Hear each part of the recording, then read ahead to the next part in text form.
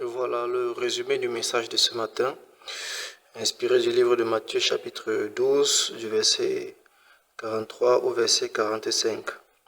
Lorsque l'esprit impur est sorti d'un homme, il va par des lieux arides, cherchant du repos. Il n'en trouve point. Alors il dit, je retournerai dans ma maison d'où je suis sorti. Et quand il arrive, il la trouve vide, balayée et ornée. Il s'en va et il prend avec lui 7 autres esprits plus méchants que lui. Ils entrent dans la maison, s'y établissent. La dernière condition de cet homme est pire que la première. Il en sera de même pour cette génération. Donc le thème du partage ce matin, c'était les esprits recherchent les instruments. Donc les esprits recherchent les instruments. On a l'habitude de dire que lorsqu'on dessine le diable sur le mur, il finira par s'introduire dans la maison.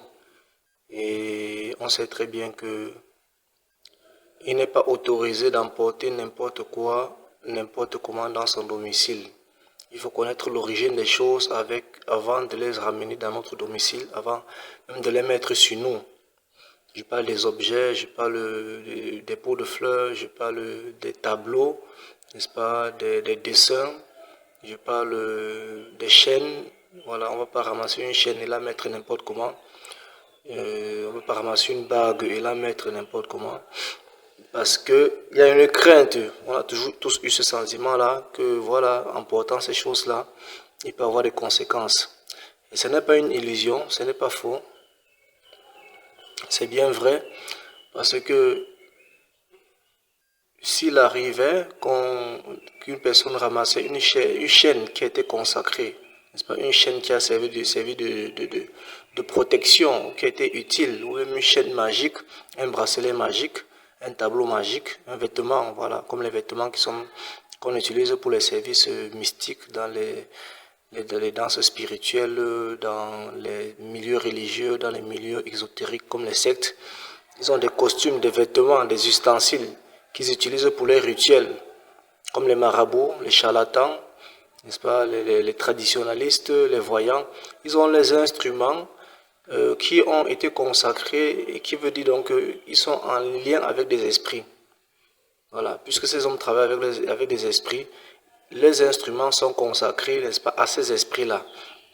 Et s'il arrivait peut-être que, voilà, quelqu'un prenne le canari ou bien la calebasse, ou bien le balai d'un charlatan et qu'il amènerait cela chez lui, qu'il s'attende bien à ce que les choses se passent mal pour lui. Pourquoi? Parce que l'esprit sera à la recherche de cet instrument-là. Il portera son regard sur cet instrument-là. C'est un peu comme ça que ça se passe. Donc il en est de même pour les chansons que nous chantons, les choses que nous pratiquons, les paroles que nous produisons, les pensées que nous avons dans nos cœurs. Si ce sont des choses qui viennent du diable, automatiquement le diable viendra habiter en nous parce que nous avons ces choses, nous avons sa marchandise. La Bible appelait cela les interdits. Parce qu'une fois qu'Israël avait quelque chose de païen, quelque chose appartenant à une nation païenne dans son territoire, il ouvrait ainsi la porte à la venue, n'est-ce pas? Il donnait accès aux forces des ténèbres, aux divinités maléfiques, aux esprits, voilà, aux faux dieux. C'est pourquoi Dieu mettait en garde le peuple d'Israël contre les outils, les ustensiles, le matériel, les choses qui appartenaient aux pays païens, aux nations païennes. Lorsque Israël entrait dans les pays pour exercer, voilà, pour les conquêtes, pour conquérir, il était question que dans la plupart de ces pays-là, que tout soit dévoué en interdit. C'est-à-dire que cela soit consumé par le feu, cela soit détruit. Est-ce que en elle-même, un manteau comme le manteau de Shinéa que Akan avait ramené, est-ce que le manteau lui-même avait un problème? Non. Est-ce que le lingot doit avoir un problème? Non. Est-ce que la bague en elle-même est capable de quelque chose? Non. Est-ce que c'est pas encore un vêtement ou une musique sont en eux-mêmes capables de quelque chose? Non. Mais en fait, c'est l'esprit qui est derrière qui cause problème. Paul va dire que nous savons qu'il n'y a pas d'idole dans le monde. Voilà, la statue en elle-même n'est rien. Mais qu'est-ce qui est derrière la statue? C'est ça qui fait problème. Et une fois qu'on emporte ce genre de choses dans notre milieu, une fois qu'une personne emporte ces choses-là dans sa maison, ou qu'il mette cela sur lui, en parlant de vêtements, de chaînes, peut-être de coiffure aussi, n'est-ce pas, des dessins, des tatouages, une fois qu'il met ces choses sur lui, forcément il attire l'esprit qui est à l'origine, l'esprit qui, n'est-ce pas, qui a été consacré à ces choses-là. Ils sont des chansons, des pensées, des pratiques, voilà, obscènes, des pratiques sexuelles. Forcément, en l'exerçant, les chantant, les pratiquant, celui qui le fait attire, n'est-ce pas, ces esprits-là sur sa vie. Donc la Bible fait comprendre ici que lorsqu'un esprit impur est chassé d'une maison, c'est-à-dire d'un homme, il va se promener, mais après cette promenée, il pense à retourner dans l'instrument où il était. Il y a été une fois et il voudrait bien retourner encore. Donc il a le regard sur l'instrument où il était par le passé. On le chasse, il s'en va, il ne s'en va pas pour toujours. Il a été une fois consacré, enfin il a été une fois installé dans une vie, la vie d'une personne X, et il songe toujours à y retourner, pour y demeurer. Une petite parenthèse, c'est là où on doit comprendre que lorsque les chrétiens reçoivent les délivrances, ils doivent tout faire pour la conserver par le Saint-Esprit. La Bible va faire comprendre que lorsqu'il revient, s'il trouve la maison balayée, vide, c'est-à-dire sans la présence d'une autre force, une force supérieure, d'un autre esprit, et orné, c'est-à-dire propice à son installation, du goût, du parfum qu'il aime, il va s'installer davantage avec une force plus colossale. C'est pourquoi lorsqu'une personne reçoit sa délivrance, il faudrait qu'elle s'efforce de recevoir, n'est-ce pas, la parole de Dieu qui va permettre que le Saint-Esprit, en fait, elle doit tout faire pour que le Saint-Esprit vienne habiter en elle. En sorte que le mauvais esprit qui a été chassé de sa vie, n'est-ce pas, en se promenant, lorsqu'il revient, s'il veut encore vraiment solliciter cette personne, habiter dans cette personne, qu'il trouve qu'il y a un esprit supérieur, un esprit plus fort qui ne pourrait pas lui céder la place. Donc les esprits sont à la recherche des instruments et surtout de leurs instruments. Voilà un peu comment ça se passe. Parce que c'est ces instruments-là qu'ils ont été affectés, qu'ils ont été collés. Leur mission est d'exercer sur ces instruments, au travers de ces instruments, de travailler au travers de ces instruments-là. Et ce qui va nous édifier aujourd'hui au travers de ce partage, c'est de comprendre que Satan imite ce que Dieu fait. Ce fonctionnement qu'on voit dans le monde des démons, en fait, c'est un fonctionnement qui a été copié. Donc Satan, comme il imite Dieu, il imite ce que le Seigneur fait. Lorsque l'arche de l'Alliance a été prise à Israël, à Silo, du temps du sacrificateur Élie, la femme de Phiné a prononcé un mot, elle a dit Ikabot, c'est-à-dire la gloire a été bannie. Et la gloire, c'est l'image du Saint-Esprit. Cette femme connaissait un peu cet aspect spirituel, elle savait que le coffre, l'arche de l'Alliance, cet instrument-là, était intrinsèquement lié au Saint-Esprit, à la gloire de Dieu. La gloire de Dieu, c'est le Saint-Esprit. Donc, lorsqu'on prend l'arche de l'Alliance, la femme dit que le Saint-Esprit est parti. Elle va dire, Ikabot, la gloire est bannie d'Israël, la gloire est partie d'Israël, le Saint-Esprit est parti d'Israël, parce que l'arche avait été prise. Et même le sacrificateur Élie va tomber de sa chaise lorsqu'il va apprendre que l'arche a été prise. Ils savaient tous que l'arche était vraiment cet instrument-là sur lequel où on trouvait la présence de Dieu, on trouvait le Saint-Esprit. À titre de rappel, le tabernacle était construit, il avait 3 faces, il avait 3 espaces, le parvis, le lieu saint et le lieu très saint. Et la gloire de Dieu, le Saint-Esprit ne se manifestait pas dans le parvis. Le Saint-Esprit, la gloire de Dieu ne se manifestait pas non plus dans le lieu saint. C'est dans le lieu très saint et sur le coffre, l'arche de l'Alliance, que la gloire de Dieu se manifestait, que le Saint-Esprit agissait. La Bible va nous faire comprendre dans le livre de Nombres que lorsque Moïse entrait dans l'arche, lorsqu'il entrait dans le lieu saint, il entendait la voix de Dieu qui sortait du coffre, qui sortait du propitiatoire. C'est-à-dire le couvercle. Le propitiatoire, c'est le couvercle qui était sur l'arche et dont il y avait les 2 chérubins qui avaient ouvert les ailes. C'est de là que la voix du Saint-Esprit, la voix de Dieu émanait.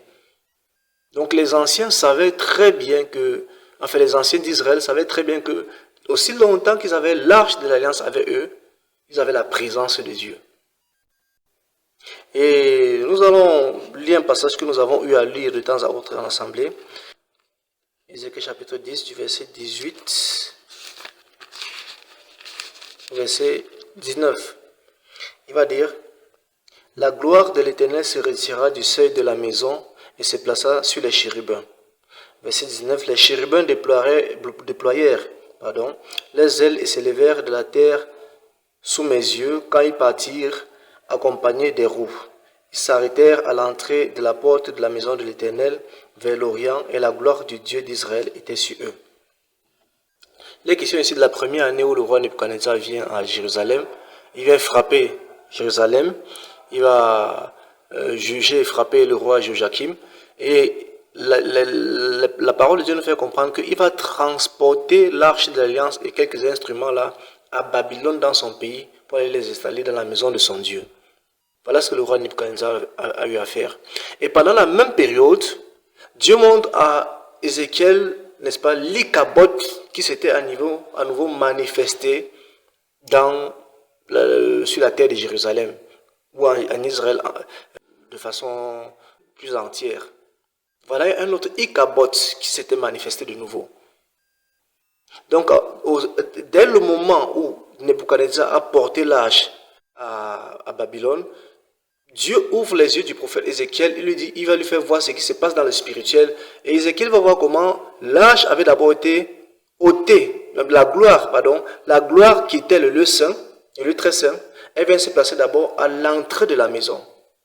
Après être passée à l'entrée de la maison, elle va se placer sur la montagne. Et après, elle va se déplacer du côté de l'Orient. Qu'est-ce qui se passe? Les esprits suivent les instruments. L'arche de l'Alliance était consacrée, la présence de Dieu était venue là-dessus, depuis Exode chapitre 40, où Moïse avait fini de construire et Dieu a approuvé cet instrument-là, il a approuvé ce coffre-là, il a approuvé l'arche de l'Alliance, il a déposé de son esprit là-dessus. Donc, aussi longtemps que l'arche se retrouvait dans un lieu, le Saint-Esprit était là. Voilà pourquoi lorsqu'il fallait même combattre, le peuple d'Israël amenait l'arche de l'Alliance sur le lieu de combat. Or, il y avait plusieurs instruments de combat, de culte. Il y avait les pelles, il y avait les fourchettes, il y avait les tridents, il y avait les couteaux, il y avait la table de pain de proposition, il y avait les chandeliers, il y avait les autels, il y avait tout un arsenal pour faire le culte, n'est-ce pas, sous l'ancienne alliance. Mais ce ne sont pas ces matériaux-là que le peuple d'Israël amenait sur le champ de bataille. C'est l'arche de l'alliance. Ils avaient compris qu'une puissance reposait sur l'arche de l'alliance. Et cette puissance n'était nullement point le coffre. Le coffre fait de bois d'acacia et recouvert d'or. Non, ce n'était pas la puissance, ce n'était pas ce coffre, ce n'était pas ce bois-là.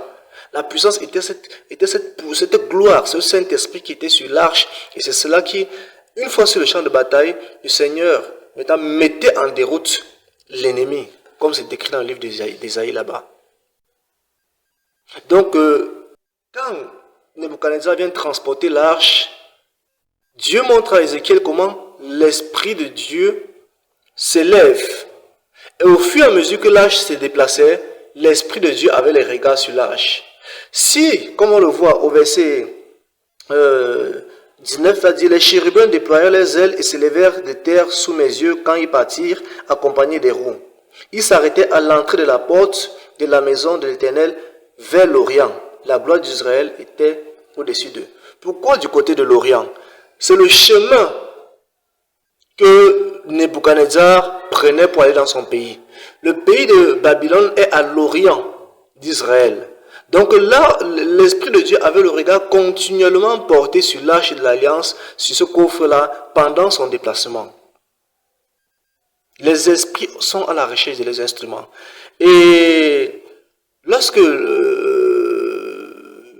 l'arche a été installée dans la maison de leur Dieu, à Babylone, l'Esprit de Dieu observait ce qui se passait. Et quand Belchazzar s'est permis, Belchazzar, le petit-fils de Nebuchadnezzar, s'est permis de prendre les ustensiles, n'est-ce pas, et notamment l'arche de l'Alliance pour se réjouir avec ses invités d'une manière unique, on voit que Dieu va frapper, le jugement va tomber sur eux. Non seulement sur Belchazzar, mais sur tous ceux qui étaient avec lui. Donc le regard de Dieu, le Saint-Esprit, il a été affecté au coffre, à l'arche de l'Alliance, avait le regard continuellement là-dessus pour accomplir la mission que Dieu lui avait assignée au sein d'Israël. Et dans Ézéchiel chapitre 43, au verset 1, ici cette vision maintenant c'est environ 20 ans, plus de 10 ans, pratiquement 20 ans, après la première qu'on vient de lire dans Ézéchiel chapitre 10. Donc après 20 ans, Dieu montre au prophète Ézéchiel ce qui devait se passer dans la suite des temps. La captivité devait faire 70 ans. Le séjour du peuple d'Israël à Babylone, y compris le séjour de l'arche, devait faire à Babylone 70 ans. Après les 70 ans, il devait revenir à Jérusalem pour la continuité du culte du service de Dieu. Donc, Dieu montre à Ézéchiel ici ce qui devait se passer dans 70 ans. Donc, après avoir montré à Ézéchiel comment l'arche était prise la première année du roi Nebuchadnezzar, il lui montre 20 ans après, n'est-ce pas, à Ézéchiel, ce qui devait arriver dans 70 ans. Et qu'est-ce qu'Ézéchiel voit? Ézéchiel voit comment l'arche de la gloire de Dieu, le Saint-Esprit revenait en Israël. Il va dire, il me conduisit à la porte qui était du côté de l'Orient. Donc Dieu va pousser le prophète Ézéchiel à aller du côté de l'Orient, à une porte du côté de l'Orient, et à partir de là, il va lui faire voir quelque chose. Au verset 2, il va dire, et voici la gloire du Dieu d'Israël s'avançait de l'Orient. Revenait de l'Orient, revenait de Babylone, on va dire comme ça là.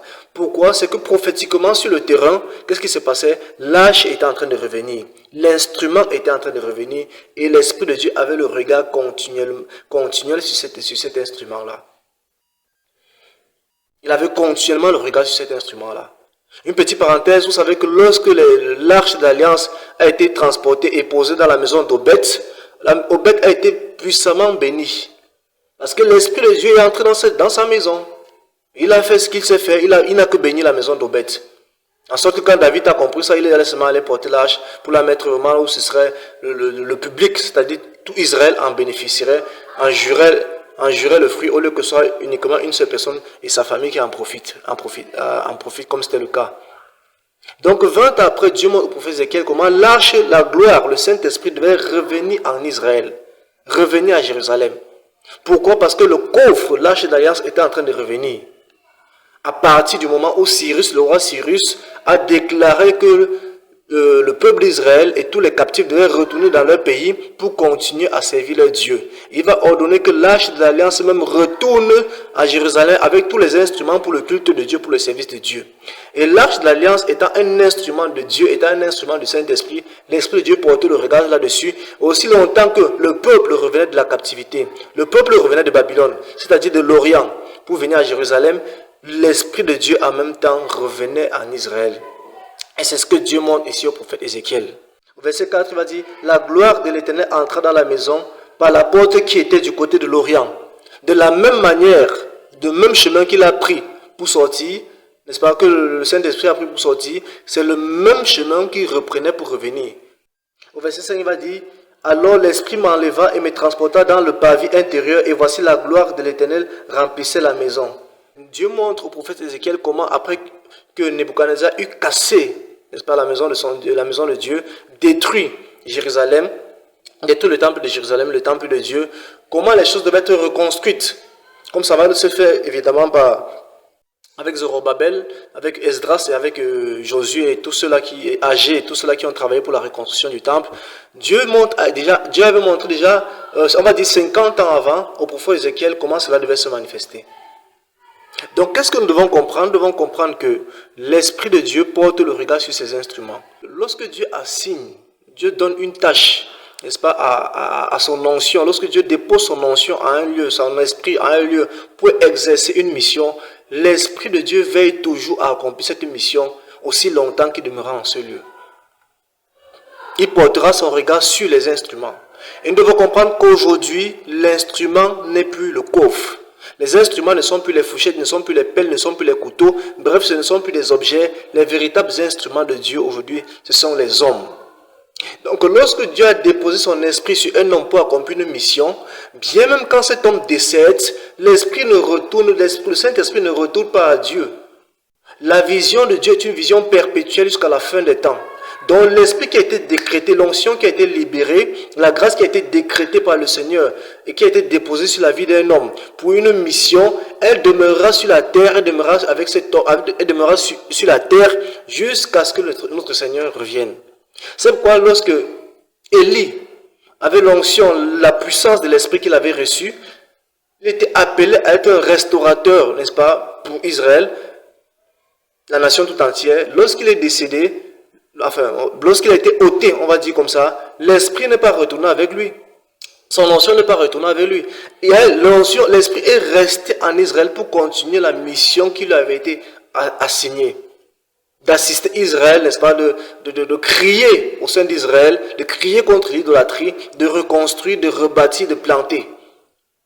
Voilà la mission que Dieu avait donnée à Élie. Et lorsque Élie va s'en aller, l'onction, l'esprit va porter le regard sur les instruments disponibles, l'instrument qu'il fallait, qui était propice pour la continuité de la mission. Et l'esprit va se déposer sur Élisée, le prophète Élisée.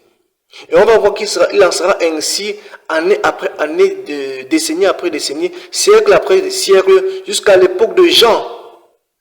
La Bible va faire comprendre que l'esprit d'Élie était sur Jean. Pourquoi? Parce que l'esprit promène les regards à la recherche des instruments. Dans 2 Timothée 2 au verset 20, on va dire, dans une grande maison, il n'y a pas seulement de vases d'or et d'argent, mais il y en a aussi de bois, de terre. Les uns sont des vases d'honneur, les autres sont d'un usage vil. Si donc quelqu'un se conserve pur, je disais tout à l'heure que les instruments, n'est-ce pas, ne sont plus aujourd'hui les instruments de matériel, des matériaux, les outils, les ustensiles, comme c'était par le passé. Aujourd'hui, les instruments sont les hommes. Et si Paul parle des vases, il va dire qu'il y a plusieurs vases, et après il va dire si donc quelqu'un se conserve plus. Donc on prend là que le vase dont il est question ici, ce sont les hommes. Donc il y a plusieurs hommes, il y a plusieurs vases, il y a plusieurs instruments. Si donc quelqu'un se conserve plus, c'est celui-là qui trouvera grâce aux yeux du Saint-Esprit, et c'est en lui que le Saint-Esprit viendra s'établir pour la continuité de la mission. Et comment trouver grâce? Le vase, qu'est-ce qui faisait la particularité de l'Arche de l'Alliance, ce vase, ce coffre de bois d'acacia? La particularité, c'était à cause de son contenu. Et dans le coffre de l'Alliance, dans l'Arche de l'Alliance, on verra qu'il y avait les 2 tables des 10 commandements. C'est vrai qu'il y avait un spécimen de la manne et la verge d'Aaron qui avait fleuri. Mais ce qui était plus nécessaire là-dedans, parce que les choses sont arrivées après, les autres sont arrivées après, au commencement, il n'y avait que les 2 tables dans le coffre de l'Alliance. C'est après que la verge d'Aaron a été associée, c'est après que la manne y a été également associée. Au commencement, il n'y avait que les 2 tables de la loi, qui sont les 10 commandements, qui sont la parole de Dieu. Donc le Saint-Esprit portait ses regards sur le coffre, sur le vase, sur l'instrument où il y avait la parole de Dieu. Il en est de même en ce jour, le Saint-Esprit pose son regard, promène son regard à la recherche de ces instruments-là, de ces vases purs, dans lesquels se trouve la parole de Dieu. Quand Paul va dire, si donc quelqu'un se conserve pur, et Jésus va dire dans Jean quelque part là-bas que d'ailleurs vous êtes tous purs à cause de la parole que je vous ai annoncée. Donc l'esprit, Satan imite Dieu, et comme je suis en train de le dire là, l'esprit de Dieu recherche ses instruments. On a vu ça depuis l'Ancienne Alliance, on voit ce que cela voulait dire dans notre temps, dans la réalité, parce que l'Ancienne Alliance c'était l'ombre. Dans la réalité, ça veut dire que l'Esprit de Dieu est toujours à la quête des instruments pour accomplir la mission que Dieu lui a assignée. Jean chapitre 14, verset 23, nous dit quelque chose de pertinent. Jean chapitre 14, verset 23, c'est Jésus qui parle, il va dire... Jésus lui répondit, si quelqu'un m'aime, il gardera ma parole et mon Père l'aimera. Nous viendrons à lui et nous ferons notre demeure chez lui. Si quelqu'un m'aime, si un vase, un instrument aime le Seigneur, il se concédera plus, il gardera la parole de Dieu et nous viendrons. Nous là, c'est le Saint-Esprit, automatiquement. Si quelqu'un se conserve plus, le Saint-Esprit viendra à lui pour la continuité de la mission. Nous sortons des ministères, n'est-ce pas, des dénominations où on a trouvé que les choses n'étaient plus conformes. Parfois on a se plaindre que bon, l'église où j'étais là, ce n'était pas conforme, il y avait du faux, il y avait des sujets. C'est ce qu'on dit, plusieurs le disent. Ce qu'il faut comprendre, c'est que si même les leaders, les pères fondateurs de certaines missions, de certains ministères, comme le ministère de l'explication du livre, est décédé, il n'est pas retourné avec l'onction qui était sur lui. L'onction qui a été sur lui n'a pas commencé avec lui. C'est une onction qui vient depuis la Pentecôte. L'Esprit est descendu, il n'est plus jamais remonté. La grâce, cette capacité-là, lui avait été assigné à un moment donné, et après son décès, cette grâce continue à exercer. Un de même pour les pasteurs, pour les prophètes, pour les évangélistes, pour les docteurs, pour les diacres, les diaconesses, les prophétesses, les dons de guérison, les dons... Bref, toutes ces capacités-là, le Seigneur les a relâchées, il les a libérées. Et ce qu'il faut simplement, c'est qu'il trouve des instruments propres, appropriés, des vases dans lesquels ils vont venir s'établir. Voilà ce qui faisait la particularité du coffre des Juifs. Le tabernacle, l'arche de l'alliance. C'était un vase, un simple vase, mais à l'intérieur, il y avait la parole de Dieu. Et comme il y avait la parole de Dieu, le Saint-Esprit portait le regard là-dessus, et c'est là que le Saint-Esprit se manifestait. L'instrument aujourd'hui, ce n'est plus le coffre, l'instrument, ce sont les hommes.